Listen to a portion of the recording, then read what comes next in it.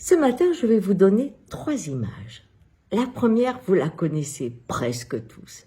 Vous vous souvenez quand on est petit, alors je sais pas, vers 5 ans, 6 ans, 7 ans, on tourne jusqu'à ce qu'on soit sous et qu'on tombe. Vous vous souvenez?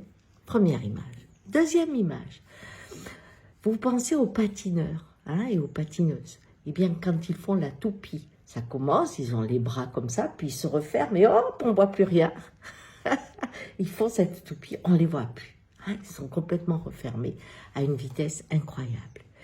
Et puis, ça c'était la deuxième image. Troisième image, pensez aux derviches tourneurs, qui ont les bras ouverts comme ça, la tête comme ça, et puis ils ont cette grande robe, et ils tournent des heures et des heures. Et ce qu'il y a d'étonnant, c'est que 3 de ces photos expriment ce que nous faisons du temps.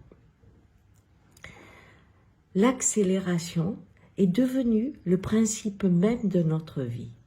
Et le coronavirus a modifié la perception du temps. Quand vous avez l'angoisse de reprendre le chemin du travail, c'est que vous savez que vous allez reprendre un rythme fou. Et on voit bien que toute l'organisation de notre vie est faite avec un temps qui ne cesse de s'accélérer. Je perds mon temps est la phrase clé qui pousse les uns et les autres à aller de plus en plus vite. Mais si on prend dans le travail, l'idée de calculer le temps qu'on met pour faire telle ou telle tâche a été un facteur déterminant pour pouvoir accélérer la charge de travail et, faire passer la qualité en dessous de la rapidité. Et on se retrouve avec l'évaluation des tâches et c'est l'expérience où vous avez mis le moins de temps qui va être prise pour la norme. Aujourd'hui, vous avez encore en vous, dans votre corps, le temps de l'homme qui vous a été proposé pendant le coronavirus. Il est important de regarder la folie dans laquelle on est au niveau du temps et d'y résister. Parce que si le critère de performance n'est plus le temps, on va aller dans la qualité.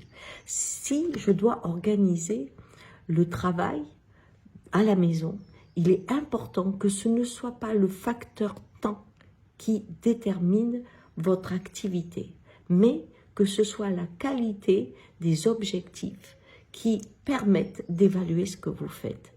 Parce que si nous restons dans ce schéma, on comprend très bien que nous devenons une tornade. Et une tornade détruit absolument tout sur son passage. Mais, comme l'enfant, on peut être grisé par cet état d'être sous, comme on a connu dans les premiers temps de sa vie, en oubliant que le prix à payer, c'est de tomber. Alors, nous sommes à un carrefour du temps.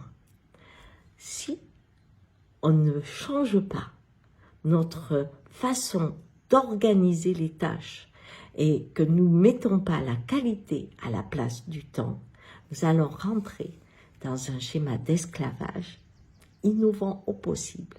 Vous ne travaillerez jamais autant dans un système sécuritaire effrayant. Alors que dans l'autre cas, nous allons pouvoir calmer l'impatience du monde à se cracher en beauté et à trouver au contraire l'éveil comme les derviches tourneurs quand ils ne cessent de tourner dans l'acceptation d'un rythme agréable qui touche à la fois le mouvement et l'éternité. Allez, bonne journée!